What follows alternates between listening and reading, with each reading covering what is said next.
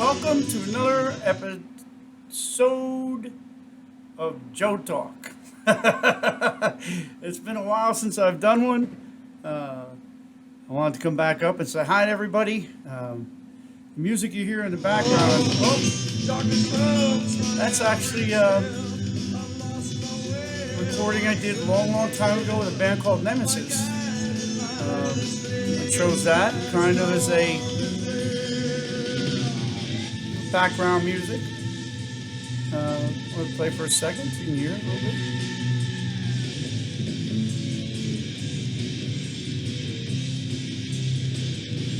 Okay, so one of the reasons I came back up is that I wanted to talk about my year in review, talk about everything that's happened to me in 1 year. It's been just a ride. So I guess we can begin now. The studio, my studio hand will shut the music off now. That's my studio hand.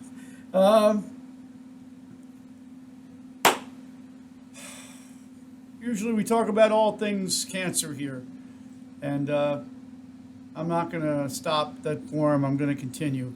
So going back a year, back last August, just last August, I was, for those of you that don't know me, my name is Joe Moore.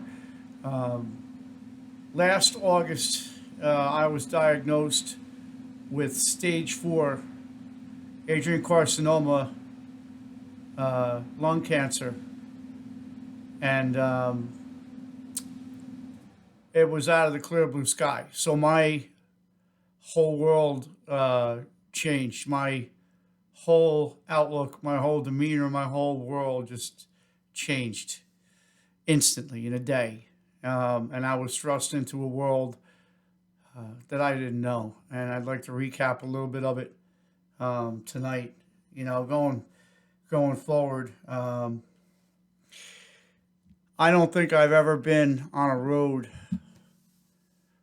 like this before that's ever culminated into what it culminated into. The ending of this story is mythical, if nothing else. Back in August when I was diagnosed, I didn't realize, I'm sorry, that would be an alert on social media, which I'm shutting off now as we speak. Sorry for that. I never expected anything like that. I don't think anybody can. I don't think you go through life and, wake up in the morning and say to yourself, yeah, I might have cancer tomorrow, so I better check into it and know virtually everything about it. The reason I'm going back, I'm looking at old pictures, stuff that is posted in the cancer group. I don't know if I can show you this here. This is My Journey Begins. It's the group that I have for cancer.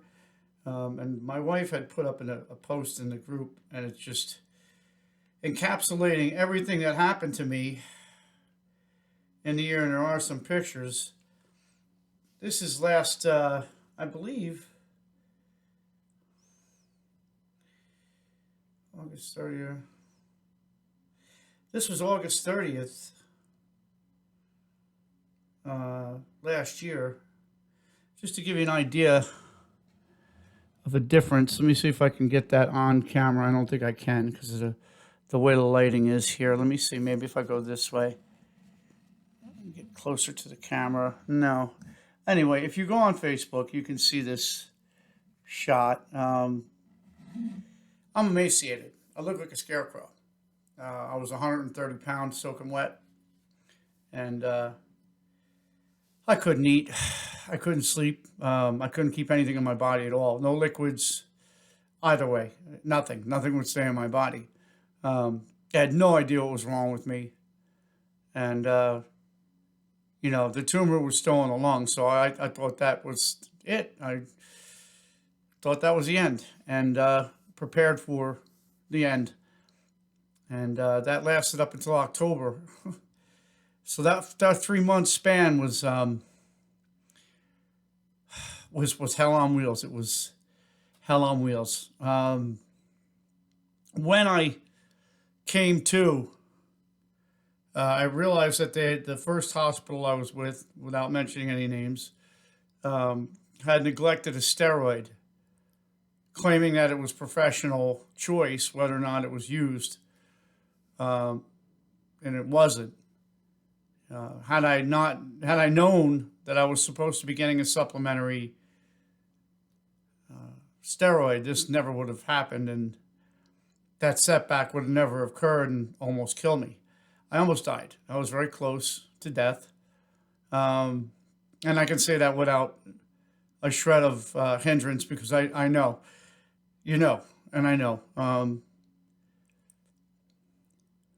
When you sit on that wall and you see the other side, your brain goes places whether you want it to or not, and you think some of the most outlandish things and the most heinous and crazy things. So for the next month or so, I was kind of plagued with nightmares and anxiety, and then they had to put me on steroids on top of it, and that lasted 2 months, and I was just it was a zoo. I went from 130 pounds to 173 pounds. I was 173 pounds. I looked like a little meatball running around. I was eating. I ate. I would be awake at 2 o'clock in the morning cooking chicken in the kitchen. Because you would wake up and this is normal. This is that's normal. That's just a normal day in the Moore household because I'm on steroids and they need to pump my body back up. So they get me back up, and it was at that point that I had another episode, and they found a brain tumor in there, and I had to get radiation for that. That came in months later. I went through my birthday. Chrissy threw a huge surprise party for me on my birthday. I had family and everything there, and I was adopted. So my adopted family obviously was there, and some of my real family that I had met was there. Now I didn't meet anybody on my father's side of my family. Remember I said that, okay? Remember that I said that. I didn't know at this point anybody on my father's side of my family. Between October and January, I did a DNA test, and the first one failed. It was a disaster. They sent it back. They said, we can't, for whatever reason, we can't use it. And then the second test went through, but that took, that to speed forward, that was up in January, late January, at the end of January, as a matter of fact. So, up until the first 6 months, I was a mess. I was down, down, down, down, down, down, almost gone, and then up, way up, way, way, way, way, way, way up. In the clouds somewhere on steroids for 4.5 months. Heavy, heavy steroids, not Prevazone. It was heavier, much heavier. And, you know, you're out there and you lose sense of who you are. Your main focus is to stay alive. You want to live, you want to breathe, you want to be part of the earth, you want to be part of your family, you want to be your husband and a brother to your siblings and, a father to your children if you have. I don't have children. I have a cat, Nutsi, who's awesome. So, you have all these things going on and in your head, you're hoping that there's a chance, that things are going to be okay, So we did a song and a dance, found out I had a brain tumor. And that was in between October and Christmas last year. And I'm pretty sure. My chronology might be off, guys. It's been one hell of a year. The story might say different, a little bit differently on Facebook. I just remember being in the hospital at certain intervals, and then understanding that, you know, every turn I was in there was something serious. It wasn't something small. So I'm in the hospital, and they came in. They told me I had 17 speckles of cancer in the back of my head. And I looked at the guy and I said, "What? What do you mean?" He goes, "You have 17 speckles of cancer." I mean, in my head, I'm thinking, did somebody lift the lid and, like, salt and pepper this thing? You know what I mean? Lift, like, what are you talking about? So COVID had just hit. It was somewhere around January, and COVID was starting to, people were really starting to take notice of this. And that's actually, how close we were. The room that I took in the hospital, the hospital that I was in Amboy, New Jersey, the very first COVID patient came right in on my heels, took the double airlock room right out from underneath me, and that was the first patient. And so I was like in the hospital during the cutting wave of this with a brain tumor, shitting in my pants, thinking, all right, I might live for a year, maybe 5 with a brain tumor, but I'm going to go out with COVID now, So I'm in the hospital for that, and I'm trying to get through what I have to, and there's just this distortion from the patients coming in, and just this disaster happening around us. So for the next month and a half, trying to get information from my oncology department, which understandably so. I mean, everything was a fucking disaster. I mean, it was almost impossible to get, a repertoire established, a role going, something moving, and everything just seemed to be at a standstill for about a month. And it's nobody's fault, man. There's a pandemic, I mean, it's somebody's fault, but that's for another day. Anyway, and that's my personal view. I'm allowed to have that view, and I will, because I saw it firsthand. I know a lot of responders. I know a lot of people Anyway, I don't want to circumvent what I'm talking about. What I'm talking about here is getting through a hospital stay for cancer in the middle of a pandemic. Not something you want to do readily. Not something that I would say, hey, let me sign up for that tomorrow morning, because it's not something that you would you want to be part of. I think I would probably have rather had my feet scraped by alligator teeth, with chopped meat tied to them, because it was that scary in there. It was just nuts. So, and then finding out that I have 17 speckles of cancer and not being able to get a break on that to know what the hell that meant. So it took until about March. It really took until about March before we got, a handle on the thing. And I went in, I did 3 bouts of radiation with the gamma knife. Okay. For those of you that are not familiar with the gamma knife, it is a radiological tool. It is gamma ray surgery. Okay. Precise, ridiculous. It's just the stuff that they do now is they bolted my head to a table. I did an episode up here with all the apparati that they stuck it in. They had one piece on, and they'll tilt it, and the cast stays one way, and then they put that to the other piece, which is big, and it looks like a guillotine kind of thing, and it locks to the table, and then you're like this, and then they shoot and they bullseye this fucking thing out of your head, and that's what they did.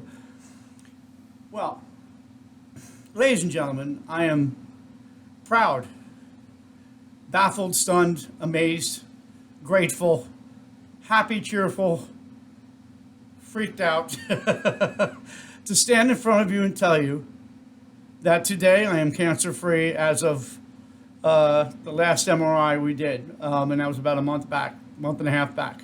So I have no more cancer in my body now. Not to say it won't come back. Not to say it can't come back. I am not in remission. Remission takes about a year. But through the brain tumor, they wanted to see what the cancer was doing. So we took a hard look. I did 2, not 1. I did 2 super MRIs on the head. And what they found was that after the gamma radiation, the oncologist was blown away by how the tumor left. It was he said, I've never seen this. It basically disintegrated and blew up, which was music, obviously, to my ears. But the big call came from uh, my main oncologist, uh, and I don't know if I'm breaking anonymity, but I'm going to say it anyway because she is absolutely over the top, the best oncologist I've ever heard, seen, spoke to, been around. Period. Period. Period. Exclamation point. Dr. Namakadoust at Sloan Kettering gave me the hope and the will and the fortitude to push forward, the staple and the commitment and the promise that we were going to do this. And this was not. I had back in September, October. That would have been back in November, somewhere around last November. I had, been talking to her, and you know, I said, we've done some treatments and stuff. The tumor's not growing. It wasn't growing at this point. So I said, what are the odds that this goes remission? She goes, let's not R word it. This is a containment, Joe, pretty much is what she tried to tell me. We were both on the same page that the tumor probably would be there until, however, 5, 10, 20 years, 10 minutes, 20 minutes, 1,000, whatever it was. We figured the tumor would be there, it would stay. We were wrong.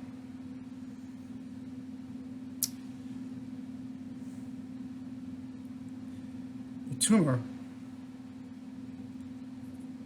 is gone.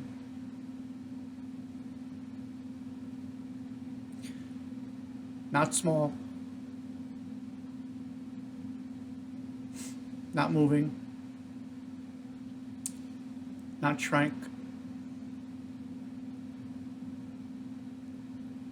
Gone. 1,000% left a tiny scar on its way out.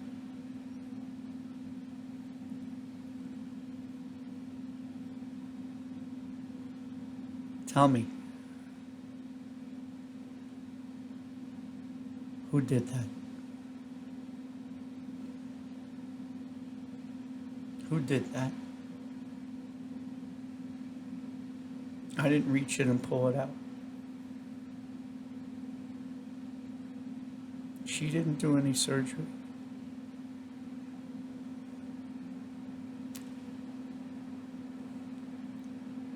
I have been on my knees praying to God from the first day.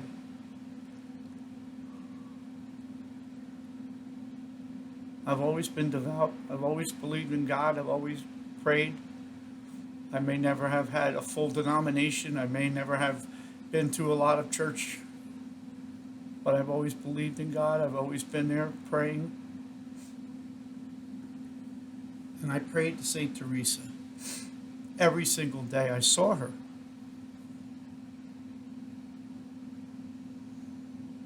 I saw her in 2 dreams. Right before I got sick. Right before the denomination came down and told me I was going to die with cancer in a year or 2. I saw her. 2 forms, little girl, older woman. Didn't know what I saw. Know how I felt when I woke up.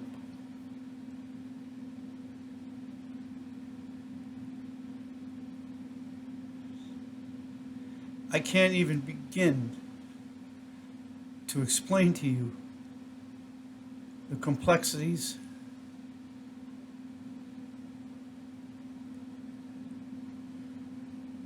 and the simplicities of what just transpired in my life. All I can tell you is that I am first-hand witness to a miracle. And I'm going to put God at the front of that.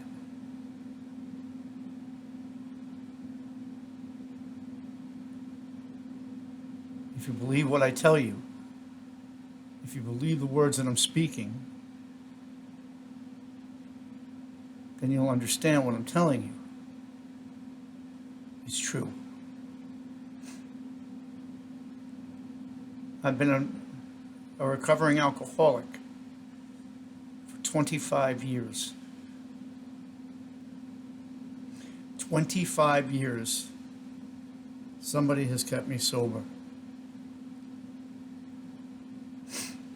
That same hand is the one that reached inside my lung and pulled the shit out of it and kept me here on this earth. And the reason that I believe that I'm still here is to show you.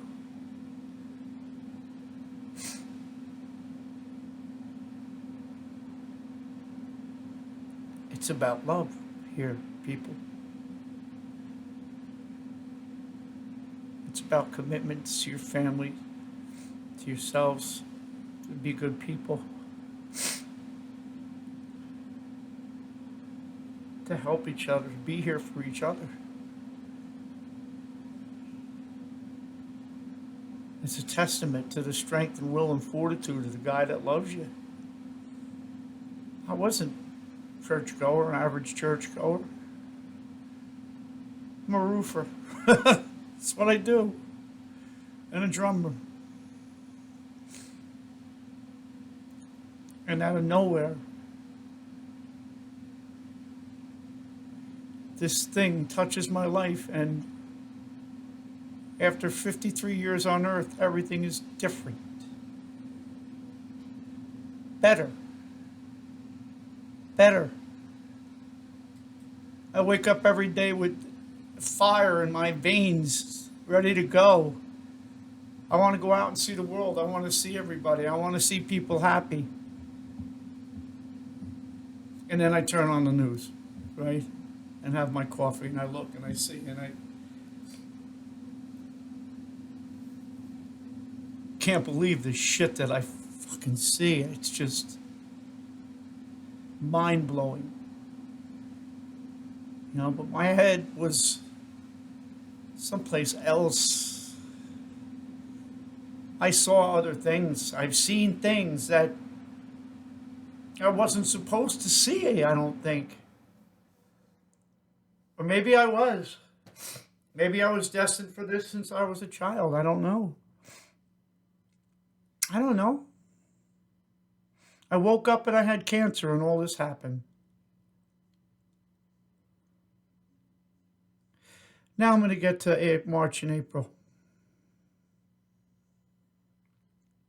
And forward to now. Through the summer. I did a DNA test at Ancestry.com. Solely because, like I said, I was home and I was bored, you know. And I wanted to see lineage. I wanted to see if maybe there was a chance that something would give me some light as to why I had cancer. I knew it ran on my mother's side of the family. I lost a few brothers to cancer.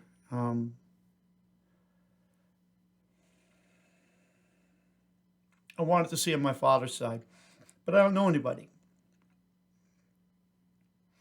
Late February, the envelope comes back in. The first name attached to my blood relatives was Londino. Eddie and Frankie Londino were my brothers. We lived in our house in Scotch Plains together when I was a little boy with Kathy and Billy and all my other siblings No, none of us were blood related. We're adopted, all of us. But not everybody got adopted. Some kids stayed foster children. Eddie and Frankie were foster children. And they left the house for Vietnam, and I remember them going. I was very sad. I remember being a little boy. I just didn't want them to go. I wanted them to stay. But they had to go, and they left. I saw Frankie once when he came back when I was 14. And there was a kinship. with my brother Eddie too. But I didn't see him. I only saw Frankie that particular day, and there was a kinship, a brotherhood, a feeling, a vibe, something. There was something there. I hadn't seen him again for 35 years. When the name came up in the search, I contacted him and I said to him, "This is your brother Joseph," and he remembered me like, you know. First, I did some searching and I found some cousins. Angelique, if you watch, hello. um, I have this wonderful, huge family. Um, we're sure. We're sure. We're sure who I am. So I got my closure. Give me 1 second. I gotta get a sip of water or something here. I got a Coke here. Let me just take a swallow of this, guys. I know, right out of the bottle like a junkie, huh? I need something to wet the whistle. And people's sugar. I know. Don't believe me. I know. So, Frankie and I get on the telephone, and Frankie and I are talking for about 2.5 hours. Frankie tells me he's got a southern drawl, my brother Frankie. He says, "You know what, Joe? Back about 20 years ago, I had double 4 in both lungs." I looked at the phone and I said, "You had cancer in both lungs?" He had 2 tumors in each one of his lungs, double stage 4. They had given him 6 months to a year to live.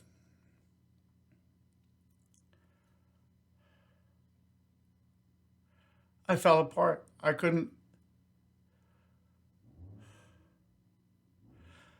Then I got on the phone with my brother Eddie, and I found out that Eddie and I share the same birthday, the same day.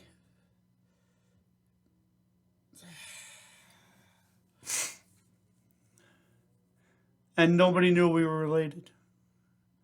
35, 40 years ago, nobody knew. We were just in the house together. So then I go back to Frank and we're talking cancer, and I said, "Frankie, I'm a pretty sick guy."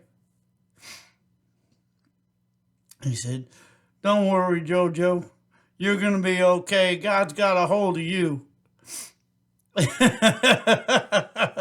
Frankie, I hope I'm doing you good. And I said, I think you're right. Something's different. Something's holding me up. Something's got me held up. A month later, 2 months later, I get the phone call from Dr. Namakados that the tumor in my lung was gone. Just gone.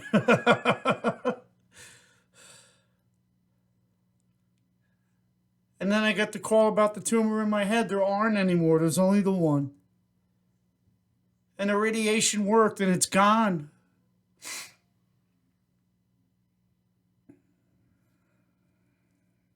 Gone. Not there. Non-existent. Like it wasn't there.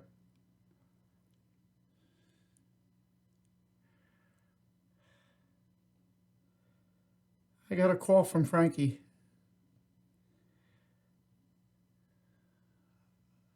about 2.5 weeks ago. Unfortunately, his cancer has returned.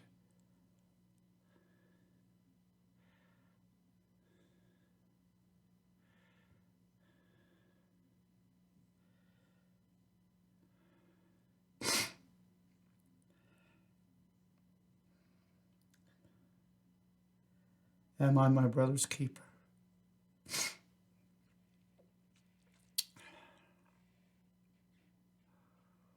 We don't know how or why it came back. It just came back. I'm standing with him, and I will stand next to him proudly to his fight. I'm asking all of you to pray for him and lift him up and let him know that God's got him and we got him. I have no idea where this is going, but this has been the most amazing year of my life, and I want to share it with everybody because it's just so powerful. I got the message loud and clear that I think every one of us need to get, man, and I'm telling you, put all this other shit down. It's not worth it. It's not worth it.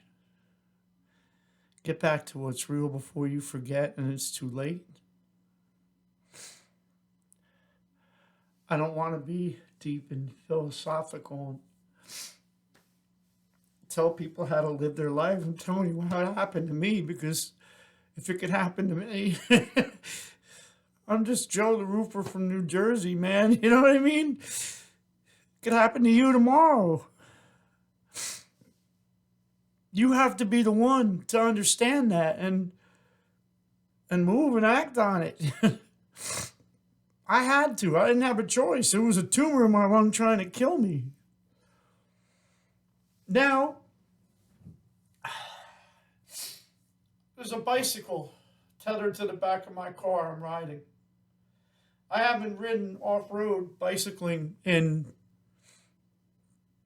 25, 30 years. But I'm doing it. I'm back behind the drum kit where my ass belongs. I'm playing. I'm having a blast with a bunch of guys who I adore. I'm going out and seeing people. I'm having dinners, and obviously, you know, you got your PPE. It's never more than 2 feet from me, right? Yeah, okay, there you go. Now it's official. COVID, okay? I acknowledge it. I know it's out there. We all do. If everybody's smart, man, this shit'll end. Keep a fucking mask on your face, and if you think you have it, don't go near anybody. Get your shit checked. Wash your hands. Do what you're supposed to fucking do. Because there's more shit out here than COVID, guys. There's more shit out here than you can even shake a stick at. You wouldn't even believe the half until you walk that line and you see it with your own, and you touch it and you feel it and it's in front of you and you gotta, it's yours. Then you understand. The rest of this shit, all right, put a mask on. Keep the mask on, you know? Do the right thing. That's all. Period. Simple. Do the right thing. But get past it. Be safe when you're passing it, but be past it. Let's move. Be safe. Because a lot of us out here are still immune. I'm still on treatment. I still got to go. I am not in remission. My cancer could come back tomorrow morning. I don't think it will. I don't. I don't know why. Yes, I do. That's not true. I know why. God touched me, okay? Maybe that sounds crazy to the rest of the fucking world, but I'm telling you, God touched me. And I'm not going to be afraid to admit that or think it. Because it happened. And I watched it. I felt it. I saw it. I'm in it. It's my body. It's me. You know? I mean, the shit that happened made me think I was nuts. Like I was losing it. Not losing it. Happened. It's all documented. Every bit of it. Yeah, I'll show you the reports. The tumor in my lung was the size of a lemon. I should not be sitting here.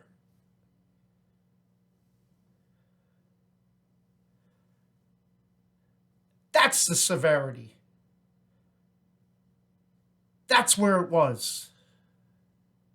And I don't say that for shock value. I say that for awareness to make you aware of what can really happen to you. It's not all a bad story. It's a beautiful story.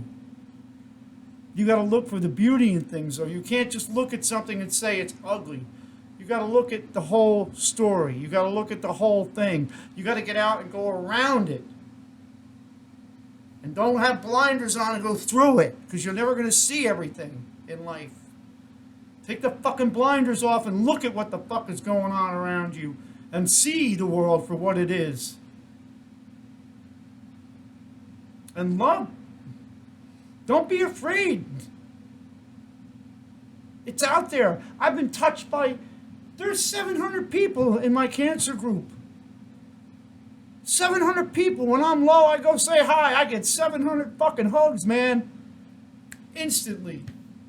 Instant gratification, right? That's what we all want. Instant gratification. We all want to be touched immediately. Now. I want it now.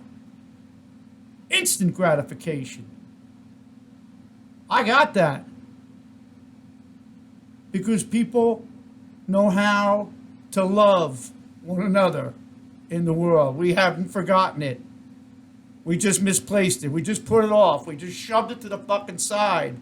Because there's other shit going on. It's all there, man. It's all right in front of you. Pick it up. Run with it. Feel it. Just try it. It's beautiful.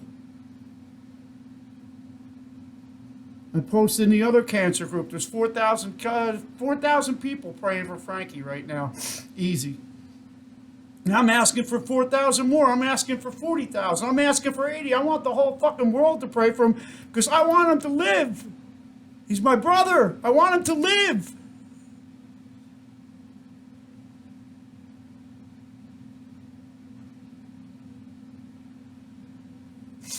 I had no idea I was going to be a little bit more emotional. Maybe we should lighten up on the caffeine, huh? Honestly, it has just been an adventure from word one, and I've shared everything else with you guys. You saw me in the hospital emaciated when I couldn't keep anything in my body, and I'm not afraid to admit it was coming out both ends. It was just... I was dying. You saw me almost die. You've all been here with me the whole time. You know, and then I see other people get it, like Rush Limbaugh, who was just, I mean, people were cracking on him. People were saying the harshest shit. The man has fucking cancer. And he gets up and he puts his fucking pants on every goddamn day and does a fucking radio show. Try it. Try it. Come on down. Try it. You want to know what chemo feels like? Jump in front of a fucking bus and then go for a jog after. That's pretty much where you're at. If you're still the drinking type, maybe a half a quart of vodka, do you? Tighten you right up. That's chemo land, baby. That's how you feel. But the guy gets up, and he puts his pants on, and he does a radio show, and he tries to educate the fucking people out here that don't seem to get it. Because he cares that much. When you get cancer, there's other options I could do. I don't have to do a lot of things I do. You do them because you love them. I do this because I love you. I do this because I love the world. I love the place I live. I love life. I want to live. I want to be happy. I want to see everybody smile.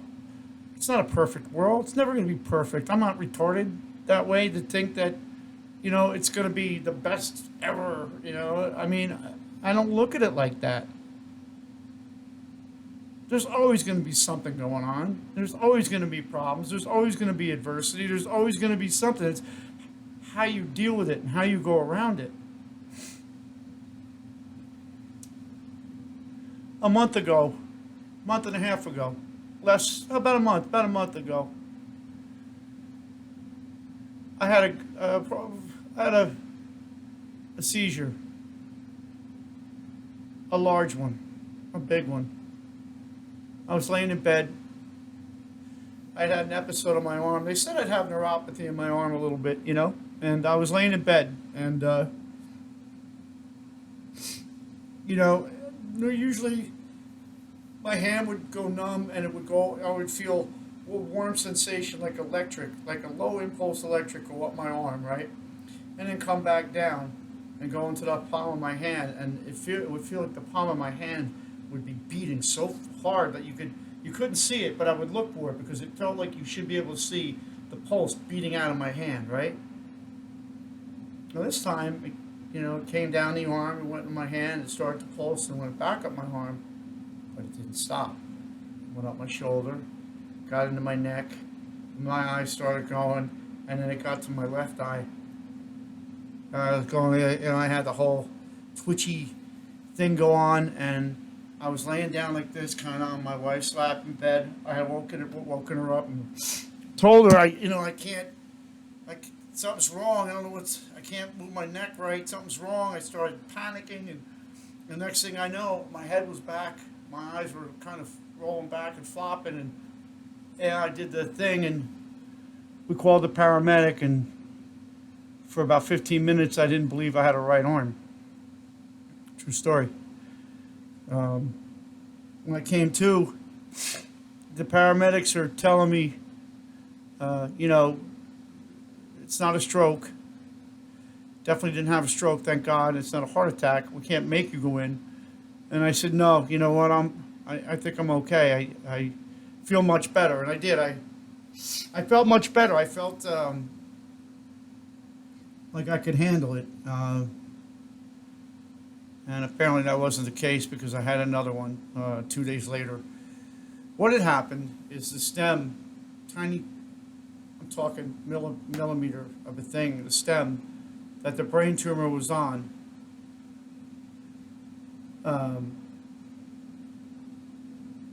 moved. It moved less than 1/8 of an inch.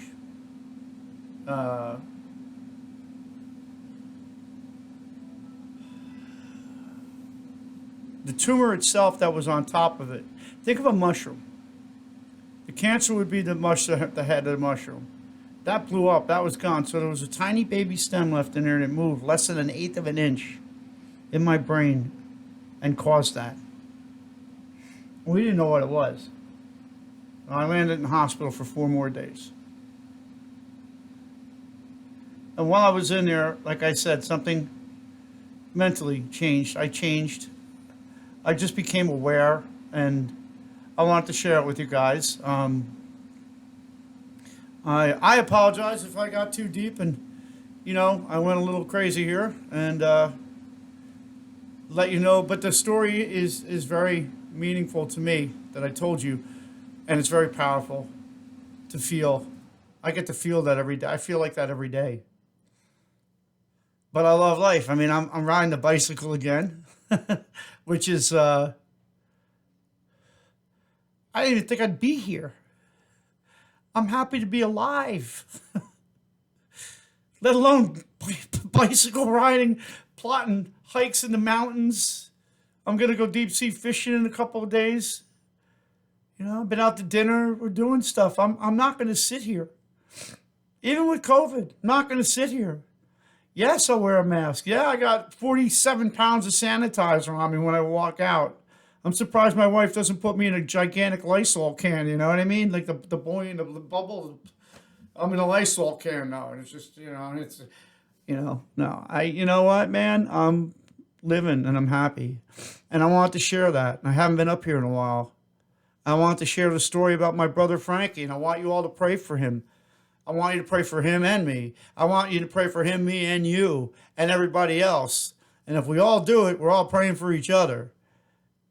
Imagine that. I mean, so I guess what I want to say is I owe everybody a debt of gratitude.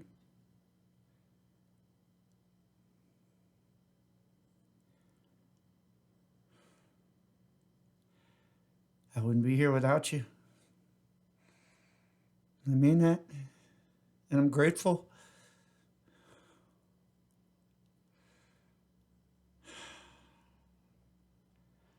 I want to say that I love you.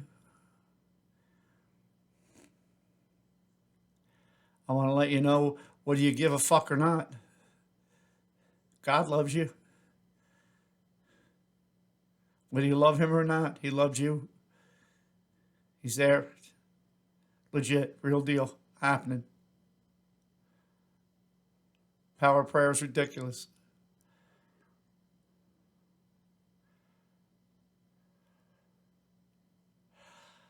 I want to let you know that if you ever need me, I'm here. And if you don't believe me, try me.